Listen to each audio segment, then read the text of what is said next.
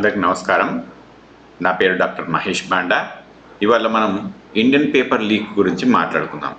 ఈ Indian paper leak ఏంటి అంటే NEET exam, under graduation, post graduation, అసలు ఆ లీకుల సంగతి ఏంది, దాని ప్రాబ్లమ్స్ ఏంటి, ఇంకా మిగతా ఎన్టీఏ నేషనల్ టెస్టింగ్ ఏజెన్సీ ఎక్కడెక్కడ ఇబ్బందులు పెట్టింది, ఏ ఎగ్జామ్లు క్యాన్సిల్ చేసింది గురించి కూడా మాట్లాడుకుందాం ఇవాళ.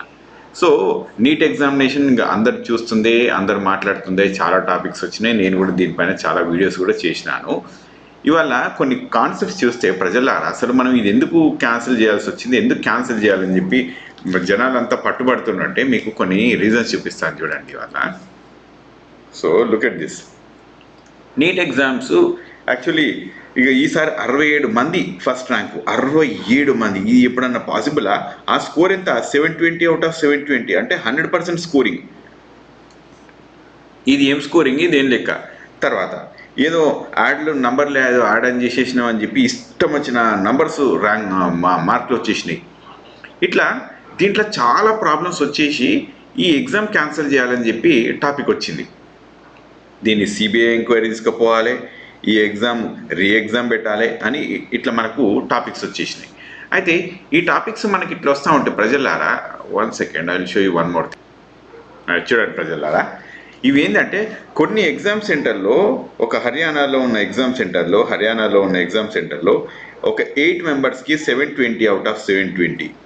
ఓకే, మిగతా కొన్ని ప్లేసులల్లో ఇక జార్ఖండ్ వాళ్ళు, బీహార్ వాళ్ళు, మధ్యప్రదేశ్ వాళ్ళు, ఇట్లాంటి వాళ్ళు అందరూ ఎక్కడెక్కడి నుంచో వచ్చి అందరు గుజరాత్లో ఎగ్జామ్ రాశారు. ఈ గుజరాత్లో ఎగ్జామ్ రాసి ఈ ఎగ్జామ్ ప్యాటర్న్లలో కొంతమంది లీకులు వచ్చేసినాయని చెప్పి ఇట్లా ఉన్నది. బీహార్లో కొంతమందిని అరెస్ట్ చేసిండ్రు ఇది లీక్లు అయిన సందర్భంగా. సో ఇట్లాంటి అన్నీ జరుగుతూనే ఉన్నాయన్నమాట. ఇంకా మీకు చూపిస్తాను. ఇటు చూడండి ప్రజలారా, 1563 మెంబర్స్ ఉన్నారు కదా. ఈ 1563 మెంబర్స్కి గ్రేస్ మార్క్స్ ఇచ్చిండ్రు. ఈ గ్రేస్ మార్క్స్ ఎందుకంటే ఎగ్జామ్ డిలే అయినందుకు. ఇది ఏ ప్యాటర్న్లో కూడా లేదు, ఎగ్జామ్ డిలే అయినందుకు ఇట్లా ఇవ్వాలని చెప్పి. ఇక్కడితో అయిపోలేదు, ఈ స్టోరీస్ అన్నీ ఇంకా మనం చెప్పుకుంటూ పోతా ఉంటే మీకు చూపిస్తాను చూడండి కొన్ని పేజెస్లో. ఇక్కడ చూడండి, దీంట్లో ఇది కాదు ప్రజలారా, I will show you something. ఇగో ఈ వ్యక్తిని చూడండి. అన్నిటికంటే ఈ వ్యక్తి అసలు ఈయన ఎట్లాంటి వ్యక్తో ఇక దేవునికి తెలవాలి. ఇప్పుడు ఈయన పేరు ప్రదీప్ కుమార్ జోషి. ఈయన ఇప్పుడు నేషనల్ టెస్టింగ్ ఏజెన్సీకి చైర్మన్ అయిన. అయితే యాక్చువల్లీ నేషనల్ టెస్టింగ్ ఏజెన్సీలో ప్రాబ్లం వచ్చేసింది అని చెప్తే మళ్ళీ ఈయననే ఇన్వెస్టిగేషన్ ఆఫీసర్లాగా పెట్టారు. సో ఈయననే దొంగన ఆయన అని అంటే ఈయననే ఇన్వెస్టిగేషన్ ఆఫీసర్గా పెట్టిండ్రు. ఇది ఏం కాన్సెప్ట్, ఇది ఏ కాన్సెప్ట్ కింద పద్ధతి కింద పనిచేస్తుందో అంటే ప్రభుత్వము ప్రజల్ని ఎట్లా చూస్తుందంటే నాకు అర్థం కాదు. ప్రభుత్వం అనేది ప్రజల్ని ఎట్లా చూడాలి? ఇట్లనా ఇంత నీచంగా చూస్తుంది ఎక్కడన్నా? ఇది మెడికల్ ఎడ్యుకేషనా ఇంకేమన్నానా? జనాలు అట్లాంటి డాక్టర్లు తయారైతే ప్రజలు చచ్చిపోతారా అండి? అందులో ఎవరైనా ఉండొచ్చు, మీరుండొచ్చు, నేనుండొచ్చు, మీ కుటుంబ సభ్యులు ఉండొచ్చు, నా కుటుంబ సభ్యులు ఉండొచ్చు, ఎవరైనా ఉండొచ్చు. కనీసం ఇంకిత జ్ఞానం లేకుండా ఎట్లాంటి పెడుతున్నో చూద్దాం. ఈ ప్రదీప్ కుమార్ జోషి ఎవరు? మీకు ఇంకా స్టోరీ చూపిస్తా. ఇది ఇక్కడ అయిపోలేదు ఈ స్టోరీ. ఈ ప్రదీప్ కుమార్ జోషిది ఈయన దొంగన్నాడు కదా. ఇక్కడ చూడండి, మళ్ళీ చూపిస్తా. ఈయన ఎవరు అంటే ఈయనని హైర్ చేసింది ఎవరు అని అంటే మధ్యప్రదేశ్ పబ్లిక్ సర్వీస్ కమిషన్కి ఈయనని పెట్టేసిన అనమాట, మన ఎంపీపీఎస్సికి. ఎవరు పెట్టేసిండ్రు అంటే చౌహాన్ గారు పెట్టిండ్రు. పృథ్వీరాజ్ చౌహాన్ గారు ఉన్నారు కదా, శివరాజ్ సింగ్ చౌహాన్ గారు ఉన్నారు కదా, ఈయన పెట్టిండ్రు. ఈయనని ఎవరు రికమెండ్ చేసిండ్రు అంటే వినోద్ అని చెప్పి ఒక వినోద్ జీ అని ఇతను ఉంటాడు. ఈయన ఆర్ఎస్ఎస్ కార్యకర్త. ఈయన ఆర్ఎస్ఎస్లో కొంచెం సీనియర్ రోల్ ఉంటుంది. ఇక్కడ చూడండి, ఇదంతా రాసుకొచ్చిండ్రు వీళ్ళు. కేరళ కాంగ్రెస్ వాళ్ళు ఒక ఆర్టీఐ యాక్టివిస్ట్ అజయ్ దుబే అని చెప్పి రాసుకొస్తే ఈయన ఏం చెప్పినట్టే ఒక సీనియర్ ప్రచారకు ఈయనను రికమెండ్ చేస్తే ఈయనకు ఎంపీపీఎస్సీలో ఆ పొజిషన్ ఇచ్చారు. ఈయన హయాంలోనే వ్యాపం కేసు జరిగింది. వ్యాపం కేసులో ఇంకో 50 మంది 100 మంది ఎంతమంది చచ్చిపోయిండ్రు. ఇలా ఇందులో ఎవరెవరైతే విజిల్ బ్లో చేసిండ్రో, ఎవరెవరైతే దొంగతనం జరిగింది అని చెప్పిండ్రో వాళ్ళని మస్తు మందిని చంపేసిండ్రు. 50 మంది 100 మందిని చంపేసిండ్రంటే ఇమాజిన్. అంతమంది యాక్టివిస్టులను దేశం పొడగొట్టుకుందండి. ఇది ఎంత అన్యాయమైన పరిస్థితి అంటే అసలు గుండె తరుక్కుపోతుంది అట్లాంటివి చూస్తూ ఉంటే. సో మనకి ఇట్లాంటి సిచ్యువేషన్స్ అన్నీ నడుస్తూ ఉన్నాయి. తర్వాత ఇది ఇక్కడ అయిపోలేదు. ఈయనను ఆర్ఎస్ఎస్ ఎప్పుడు ఎన్ని దొంగతనాలు చేసినా కూడా ఆ సిచ్యువేషన్స్లో మళ్ళీ పెట్టిందండి. మళ్ళీ చూపిస్తుంది చూడండి. ఇప్పుడు ఈయన ఇక్కడ అయిపోయిందా, ఇక్కడ మధ్యప్రదేశ్లో అయిపోయిన తర్వాత ఈయన ఛత్తీస్గఢ్ తీసుకుపోయినారు, ఛత్తీస్గఢ్ అయిపోయిన తర్వాత యూపీఎస్సీకి తీసుకుపోయినారు. మరి ఈయన క్రెడెన్షియల్స్ క్వాలిఫికేషన్స్ ఏమైనా ఎక్కువ ఉన్నాయంటే ఏం లేదు. ఈయన క్రెడెన్షియల్స్ క్వాలిఫికేషన్స్ అనేటి ఏం లేవు. ఈ వాజ్ జస్ట్ లైక్ ఒక అకాడమిషియన్, ఒక అకాడమిక్స్ ఎక్కడ అంటే ఇగో ఇక్కడ చూడండి, రాణి దుర్గావతి కాలేజ్ జబల్పూర్లో ఈయన పనిచేస్తుండే అంతే. అక్కడ నుంచి ఈయన యూపీఎస్సీ దాకా పోయి ఇప్పుడు ఎన్టీఏ చైర్మన్ దాకా వచ్చేసి మొత్తం అలిగేషన్స్, దొంగ అలిగేషన్స్ ఎన్ని ఉన్నా కూడా ప్రభుత్వం పట్టించుకోలేదు. ప్రభుత్వం ఇవన్నీ ఏమి చేయలేదు. చేయకుండా ఇట్లాంటి పెద్ద పెద్ద పోస్టులలో ఈయన తీసుకొచ్చి పెట్టి ఎవరు కుంపలు మూస్తారండి వీళ్ళు? స్టూడెంట్స్ అందరికీ కుంపలు మూస్తలేరా వీళ్ళు? ఇదేనా? ఎస్పెషల్లీ తెలుగు సమాజం ఎట్లాంటి సమాజం అంటే very well educated society. Telugu society అనేది వెరీ వెల్ ఎడ్యుకేటెడ్ సొసైటీ. ఇవాళ ఇక్కడ అమెరికాలో చూస్తే నేను చూస్తూ ఉంటాను కదా, చాలామంది ఉంటారు మన వాళ్ళు. ఇంకా ఐటీ రంగంలో కానీ ఇంకా మెడికల్ ప్రొఫెషనల్స్లో కానీ చాలా వాటిల్లో అసలు మన వాళ్ళు చాలా ముందుకుంటారు. చాలా అంటే చాలా ముందుకుంటారు. ఇవాళ తెలుగు రాష్ట్రాలు ఇంత అభివృద్ధి చెందడానికి వన్ ఆఫ్ ద రీజన్ ఏంటంటే మిడిల్ క్లాస్ స్ట్రాంగ్ అవ్వడానికి కారణం ఏంటంటే చాలామంది మన వాళ్ళు ఇక్కడ అమెరికాకు వచ్చి డబ్బులు సంపాదించి ఇండియాకు పంపించి కుటుంబాలకి మంచి హెల్ప్ చేసుకుంటా ఇట్లా కూర్చున్న సందర్భాలు. కాబట్టి ఇవాళ we are so strong, middle class is so strong in Telugu states. అది మీకు ఇంకా చూపిస్తాయి ప్రజల. ఇక్కడ ఈ దొంగ ఇట్లున్నాడు కదా, ఇవి ఇది చూడండి. ఇప్పుడు ఇక్కడ ఇది ఒకసారి చూడండి. మన ఇండియాలో ఎగ్జామ్స్ లాస్ట్ ఫ్యూ ఇయర్స్లో కనుక లెక్కేస్తే ఎన్ని ఎగ్జామ్స్ క్యాన్సిల్ అయినాయండి? బొచ్చడి ఎగ్జామ్స్, ఒక 45 ఎగ్జామ్స్ క్యాన్సిల్ అయినాయి ఇలా. ఓకే, ఏ స్టేట్లలో? ఇగో జమ్మూ అండ్ కాశ్మీర్లో మొన్నటి దాకా బీజేపీనే ఉండే, అవునా? అక్కడ ఇంకో హర్యానాలో మళ్ళీ వాళ్ళే ఉన్నారు ఈ దొంగతనాలు చేసుకుంటూనే. ఇగో రాజస్థాన్లో కాంగ్రెస్ ఉన్నది, బీజేపీ కూడా ఉంది. గుజరాత్లో ఇక మనకు తెలిసింది 20 ఏళ్ళకి వెళ్ళి వాళ్ళే ఉన్నారు. మహారాష్ట్రలో ఇక వీళ్ళ గవర్నమెంటే ఉంది ప్రస్తుతానికి. కర్ణాటకలో వీళ్ళ గవర్నమెంట్ ఇప్పుడు అంటే కాదు మారింది, కాంగ్రెస్ బీజేపీ రెండు ఉన్నాయి అక్కడ. ఇక తెలంగాణలో కూడా, తెలంగాణలో వీళ్ళకి దయ్యం పట్టిందేమో తెలంగాణ వాళ్ళకు. ఇగో 5. మధ్యప్రదేశ్ అయితే చెప్పనే వద్దు, వాడు ఏ పేపర్ లీక్ అయిందో ఏ పేపర్ లీక్ కాలేదో దేవునికి తెలవాలి. తర్వాత ఇది చూడండి, జార్ఖండ్ చూస్తే ఇట్లనే, బీహార్ చూస్తే ఇట్లనే, అస్సాం చూస్తే ఇట్లనే, ఉత్తరప్రదేశ్ చూస్తే ఇట్లనే. ఏ రాష్ట్రంలో లేవండి? ఏ రాష్ట్రంలో చూసినా ఇదే ప్రాబ్లం ఉంది. ఇప్పుడు చెప్తా చూడండి, ఇంకొక హైయెస్ట్ కామెడీ ఏంటంటే ఈ exam post phone. NEET exam ఉంది కదా, నీట్ ఎగ్జామ్లో అండర్ గ్రాడ్యుయేట్ది పేపర్ లీక్ వచ్చేసింది. Post graduation just 12 hours before, 12 గంటల ముందు పోస్ట్పోన్ చేసిండండి. ఇది అంటే వీళ్ళకు అంటే ఏమనిపిస్తుంది? మెడికల్ ఎడ్యుకేషన్ అంటే ఎట్లా కనిపిస్తుంది అసలు వీళ్ళకు? ఏం తమాషరా? మెడికల్ స్టూడెంట్ పోస్ట్ గ్రాడ్యుయేషన్ సీట్లు, పోస్ట్ గ్రాడ్యుయేషన్ క్వాలిఫికేషన్ ఎగ్జామినేషన్ అంటే తమాషా లెక్క కనిపిస్తున్నాయి వీళ్ళకు. ఇట్లాంటి ప్రభుత్వము ఇక ఎందుకున్నదో మరి ఏముందో తెలియదు. వీళ్ళు దేనికోసం పెట్టుకున్నారో తెలియదు. ఈ ఆర్ఎస్ఎస్లో తీసుకొచ్చిన ఒక విధవను, నిజంగా చెప్పాలంటే ఒక విధవ అతను. ఆర్ఎస్ఎస్ ఆయన్ని ఎందుకు రికమెండ్ చేసిందో కూడా నాకు అర్థం కాదు.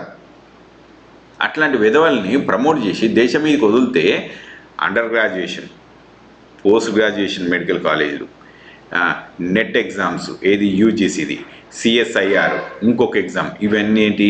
అవి ఒకవైపు ఏమో ప్రొఫెషనల్ అంటే టీచింగ్ ప్రొఫెషన్ క్వాలిఫికేషన్స్, ఇంకో సైడ్ ఏమో స్టూడెంట్ ఎగ్జామినేషన్స్. మొత్తం లీక్లు అండి. ఇవాళ పోస్ట్ గ్రాడ్యుయేషన్ ఎందుకు క్యాన్సిల్ చేసినండి అంటే మేబీ అది కూడా లీక్ అయిందా ఏంది మనకు అర్థం కాని క్వశ్చన్ ఏంటంటే మేబీ అది కూడా అయిండొచ్చు. ఫస్ట్ దాన్ని మార్చిలో ఉంటే దాన్ని జూలైకి చేసిండ్రు. జూలై దాన్ని ప్రీపోన్ చేసుకొచ్చి పోస్ట్పోన్ చేసిన దాన్ని ప్రీపోన్ చేసుకొచ్చి జూన్లో పెట్టారు. జూన్లో తీసుకొచ్చిన దాన్ని ఇప్పుడు మళ్ళీ పోస్ట్పోన్ చేసేసిండ్రు. ఇది ఎప్పటిదాకా అంటే ఇంకా తెలియదు. ఇప్పుడు అంటే ఏం ఎగ్జామ్స్ పెడుతున్నాము, ఎందుకు ఎగ్జామ్స్ పెడుతున్నాము, ఈ ఎగ్జామ్స్కు శాంక్టిటీ ఏంది, ఏమన్నా కొంత అయినా అసలు ఉందా దీంట్లో? ఈ ఎగ్జామ్ నేషనల్ టెస్టింగ్ ఏజెన్సీ వాళ్ళు చేసే కార్యక్రమము ఏమన్నా కొంత అయినా న్యాయంగా ఉందా అనేది వాళ్ళు ప్రశ్నించుకోవాలి. ప్రభుత్వం కూడా ఇంత అన్యాయం చేయొద్దండి ప్రజల్ని, స్టూడెంట్స్ని, ఎస్పెషల్లీ స్టూడెంట్స్ని. ఎంత వాల్యుబుల్ టైం. మనం ఒక మాట అడుగుదాం, రోజు 10 నేను కూర్చున్నప్పుడైనా సరే, ఎవరు కూర్చున్నా ఒక మెడికల్ స్టూడెంట్లు ఎవరైనా అంతే ఉంటారు అనుకోండి, కానీ ఒక 10-15 గంటలు చదువుతారు. 10-15 గంటలు పుస్తకాలు పిప్పి చేస్తారు. అట్లాంటి టైంలో వీళ్ళ ఎగ్జామ్స్ పోస్ట్పోన్ చేసి ఏం నాన్ సెన్స్ ఇదంతా నాకు అర్థం కాదు. ఇప్పుడు మళ్ళీ నన్ను ఒక 15 గంటలు కూర్చొని చదువుకోమంటే అప్పుడు తెలుస్తుంది అసలు ఆ ఎగ్జామ్ ఏంది, ఆ ఎగ్జామ్లో ఉండే పెయిన్ ఏంటి, బాధలు ఏంది, ఇవన్నీ ఏంటి అని. వీళ్ళ ఎగ్జామ్ ఈ సోకాల్ మినిస్టర్లు ఉన్నారు కదా, వీళ్ళందరినీ ఒక 4 రోజులు కూర్చోబెట్టి చదివిపిస్తే 15 గంటలు, అప్పుడు తెలుస్తుంది అసలు ఆ ఎగ్జామ్లో ఉన్న దమ్మేంది, ఆ ఎగ్జామ్ ఎంత వాల్యుబుల్ అనేది. ప్రతి చెత్తని తీసుకొచ్చి, ఓ చెత్త లీడర్లను తీసుకొచ్చి, ఒక చెత్త క్యాండిడేట్ని తీసుకొచ్చి ఎక్కడనో కూర్చోబెడితే అందలం ఎక్కిస్తే ఇగో ఇట్లాంటివి జరుగుతాయి. ఆర్ఎస్ఎస్ వాళ్ళు ఇట్లాంటి వాటిని ప్రమోట్ చేయకూడదు. దయచేసి మీరు ఇట్లాంటివి ఇంకొకసారి చేయకండి, ఇది మంచిది కాదు దేశానికి. ఓకే, ఇంకా చూపిస్తాను. ఇప్పుడు వాళ్ళనే కాదు, వీళ్ళనే కాదు, ఇంకోటి చూపిస్తే ఇక్కడ చూడండి ప్రజలారా. మరి వీళ్ళిద్దరున్నారు తెలుగు ప్రజలు కాదా? వీళ్ళు చదువుకున్న స్టూడెంట్స్ కాదా? ఎంతమంది ఇప్పుడు ఆంధ్రప్రదేశ్లో పోయి చదువుకోరండి? శ్రీ చైతన్య నారాయణ కాలేజీలలో, ఆ ఇన్స్టిట్యూట్లో ఎంతమంది చదువుకుంటలేరండి? ఎంతోమంది చదువుకుంటారు. అంటే ఈ దోస్తాన్ని ఉంటే సరిపోద్దా మీకు? పవన్ కళ్యాణ్ గారు, చంద్రబాబు నాయుడు గారు, జస్ట్ ఈ నెక్సెస్, ఈ రిలేషన్షిప్ మీకు ఉంటే సరిపోద్దా? ఇక ఈయన అంటే పక్కకు పెట్టేసేద్దాం మనము, ఎందుకంటే వాళ్ళు బీహారు వాళ్ళ లెక్కలు అంతా వేరే ఉంటుంది, మనకు తెలియదు. కానీ ఇప్పుడు ఈయన ఉన్నారు కదా, ఈయన సంగతి కూడా ఇంతేనా? చంద్రబాబు నాయుడు గారు ఎడ్యుకేషన్ అంటే ఎంతో అపార అనుభవం ఉన్నది, ఎన్నో ఇంజనీరింగ్ కాలేజీలు పెట్టినరు, ఎంతో ఎడ్యుకేషన్ మీద ఫోకస్ చేసినారు. జస్ట్ ఒక బీజేపీ అనే ఒక దోస్తాని ఉండాలి, మోడీ అనే దోస్తాని ఉండాలి కాబట్టి ఈ క్వశ్చన్ రేజ్ చేయరా? ఇదేనా మీరు చేస్తుంది? చంద్రబాబు నాయుడు గారు కానీ పవన్ కళ్యాణ్ గారు కానీ ఇదేనండి మీరు చేయాల్సింది? This is very bad. మీ మట్టుకు మీరు కూడా తెలుగు ప్రజానికానికి అండదండగా నిలుచోవాలి. అదే మీ హుందాతనం, అదే మీకు వచ్చే గౌరవం. ఓకే, అంతేగాని మన పిల్లలు నష్టపోతా ఉంటే మీరు ఒక్క మాట కూడా మాట్లాడకుండా ఉట్టి పదవి కాపాడుకోవడానికి ఇట్లాంటి చేయకూడదు. మీకు ఇంకోటి కూడా చూపిస్తా, ఇక్కడ అయిపోలేదు ఈ స్టోరీ, అసలు ఎంత నడుస్తుంది అనుకుంటారు. ఇప్పుడు ఈ ధర్మేంద్ర ప్రధాన్ గారు ఉంటారు, ఎవరైనా ఎడ్యుకేషన్ మినిస్టర్ నేషనల్ లెవెల్లో. ఈయన ఎగ్జామ్ని ఎందుకు క్యాన్సిల్ చేయలేదండి అని అడిగితే ఈయన ఏం చెప్తుండే తెలుసా? అసలు అన్నిటికంటే ఫన్నీయెస్ట్ క్వశ్చన్ ఇక్కడ చూడండి ప్రజలారా. ఈ ఎగ్జామ్ జెన్యున్గా రాసుకున్న వాళ్ళు ఉన్నారు కదా, మరి జెన్యున్గా రాసుకున్న వాళ్ళది ఎగ్జామ్ మరి క్యాన్సిల్ అయిపోతే వాళ్ళు నష్టపోతారు కదా. అంటే ఇప్పుడు ఇంట్లో నష్టపోతుంది ఎవరు, నష్టపోయింది ఎవరు అనేది మీరు కనుక లెక్కలేసుకుంటే ఎట్లా తెలుస్తుందండి? ఎవరు జెన్యున్గా రాసినరో, ఎవరు జెన్యున్గా వేయలేదో, ఎంతమంది పోయిందో, ఎంతమంది ఉందో ఎట్లా తెలుస్తుందండి?